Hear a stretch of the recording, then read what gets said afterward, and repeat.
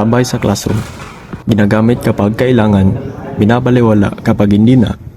Mga mesang sinulatan, mga upuang inusog. Mga papel na iniwan sa sahig na parang hindi na babalikan.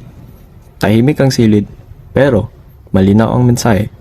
Kwento ng kalat, kwento ng hindi pagkligo. Tara na, tapos na tayo dito. Paano yung galat natin? Hindi natin kailangan gising. Mag-janitor naman. Oo nga, yung janitor na bahala ito mamaya.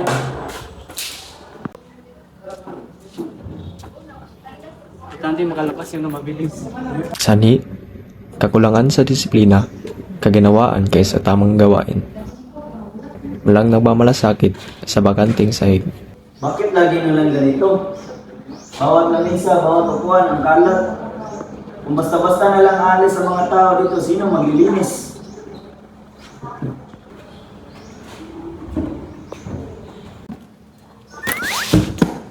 Ang kalat, maliit na bagay lang. Kapag naiipon, nadadapa ang kaibigan, nababara ang daanan, nawawala ang kagandahan ng ating silid-paaralan. Hindi sumisigaw ang sahig. Hindi niya sinasabi na napapagod na siya, kaya tayo ang dapat na kailangan kumilos.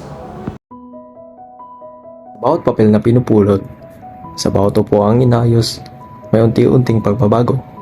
Hindi ito tungkol sa malaking gawain, kundi sa simpleng desisyon na linisin ang sariling ginamit.